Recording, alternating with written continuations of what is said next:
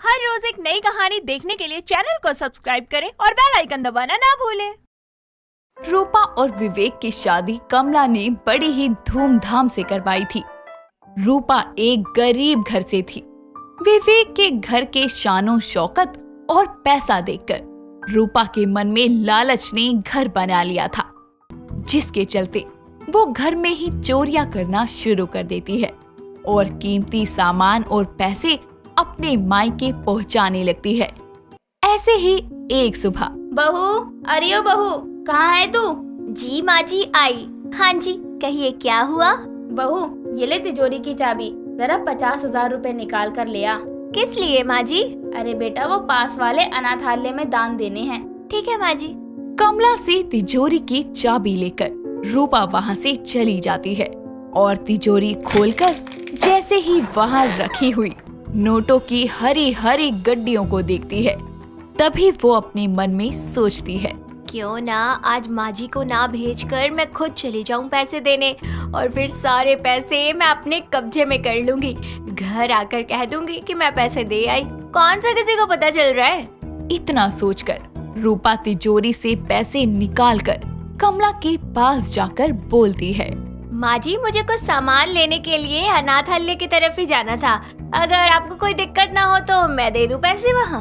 हाँ हाँ बहू, क्यों नहीं, ये पुण्य का काम है, इसमें पूछना कैसा। जा तू दे आ, जब तक मैं थोड़ा आराम कर लेती हूँ। इतना कहकर कमला वहाँ से अपने कमरे में चली जाती है और रूपा भी लालच भरे मन से सारे पैसे लेकर घर से निकल जाती है। रास्ते में एक तेज रफ्तार से आ रही कार से उसका एक्सीडेंट हो जाता है और इस हादसे में मौके पर ही रूपा की मौत हो जाती है। रूपा की मौत के बाद घर में मातम का माहौल छा जाता है, पर मरने के बाद भी रूपा की लालची चोरनी आत्मा अपने ससुराल में ही भटकती रहती है। ऐसे ही एक दिन जब विवेक अपनी सैलरी लेकर घर आता है और कमला को देते हुए बोलता है, माँ ये लो इस महीने की सारी सैलरी। ला बेटा, इसे संभालने वाली तो हमें छोड़कर ही चली गई, क्या करना है इस मोहमाया का।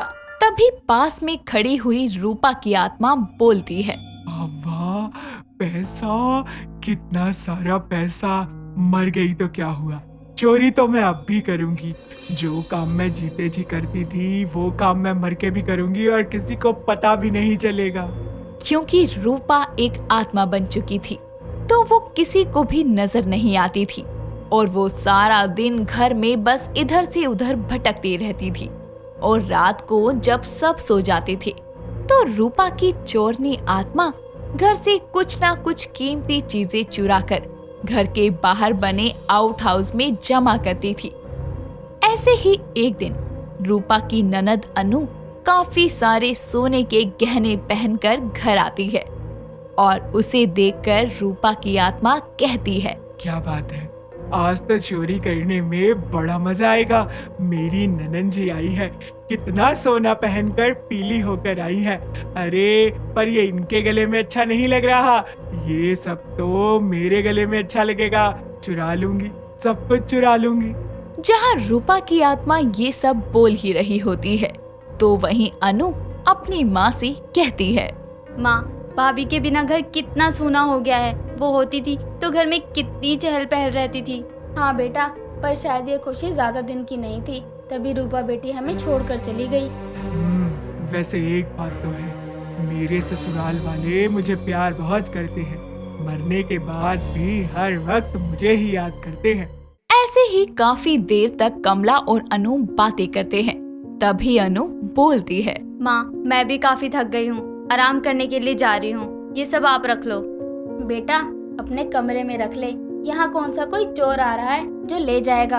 अनु हाथों में गहने लिए कमरे में आती है और सारे गहने ड्रेसिंग टेबल पर रख देती है और फिर आराम से सो जाती है।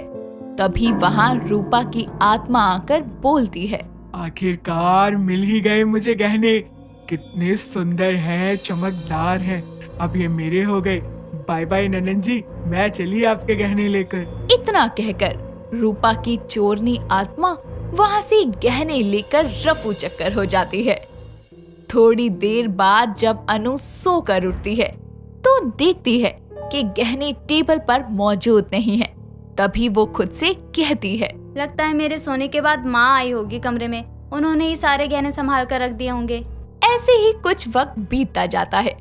रूपा की आत्मा को अपने प्रति ससुराल वालों का ऐसा प्यार देखकर उसका दिल पसीज जाता है और उसे अपनी गलती का एहसास होने लगता है।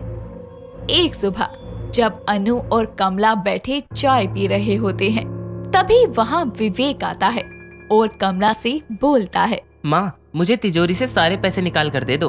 आज ऑफिस में एक पार्टी आ रही है, उनको काम के लिए कैश में पेमेंट देनी है। ठीक है बेटा, तू बैठ जरा चाय पी, मैं अभी लेकर आती हूँ। इतना कहकर कमला वहाँ से चली जाती है और चाबी से तिजोरी खोलती है और खाली तिजोरी देखकर उसके होश उड़ जाते हैं और वो बोलती है, ये कैसे हो सकता है? सारे पैसे कहाँ गए? हे भगवान, यहीं तो रखे थे, ऐसे कैसे गायब हो गए? विवेक, अनु, यहाँ जल्दी आओ। क्या हुआ माँ, इतनी घबराई क्यों हो? ये देखो, तिजोरी खाली है, जबकि मैंने तो सारा पैसा इसी में रखा था। माँ, हो सकता है आपने ही कहीं और रख दिए हों और आप भूल गई हो। नहीं नहीं बेटा, मुझे अच्छे से याद है, पैसे यहीं थे। पर घर में तो कोई चोर भी नहीं आया और तो और तिजोरी टूटी भी नहीं है।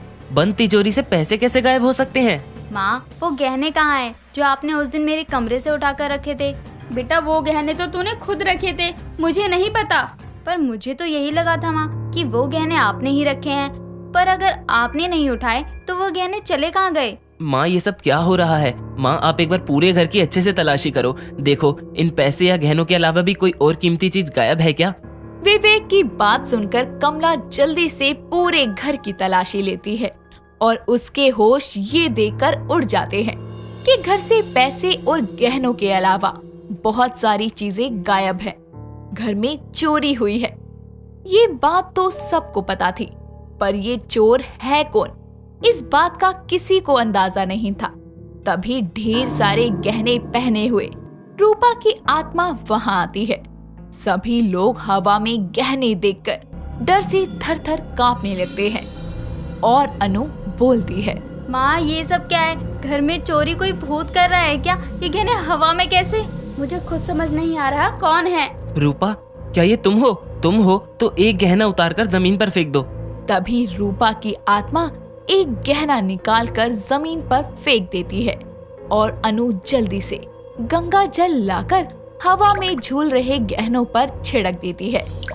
तभी रूपा की आत्मा सभी को नजर आने लगती है और कमला कहती है, बहू, ये तू है? पर तू ये सब क्यों कर रही है? चोरी क्यों कर रही है अपने ही घर में? क्योंकि मुझे चोरी करने की आदत थी। जब मैं जिंदा थी तो घर से पैसे और गहने चुराती थी। मैं तो मर गई, लेकिन मेरे अंदर का लालच नहीं मरा, जो मुझे मरने के बाद भी चोरी करने पर मजबूर कर रहा है। पर मैं ये कभी समझ ही नहीं पाई कि मैं ये सारी चीजें कभी अपने साथ लेकर जा ही नहीं सकती। सबसे बड़ा गहना और पैसा तो आप सबका प्यार था, जो मरने के बाद भी मुझे मिल रहा है। मैंने आप लोगों के साथ बहुत गलत किया, लेकिन अब मैं सब कुछ समझ चुकी हूँ और मेरी मुक्ति का समय भी आ चुका है। मैं इस दुनिया से जा रही हूँ, पर जाने से पहले मैं आप सबको कुछ देना चाहती हूँ। मेरे पीछे चलिए। इतना कहकर रूपा की आत्मा सभी को आउट हाउस में ले जाती है, जहाँ चोरी किया हुआ सभी सामान मौजूद था।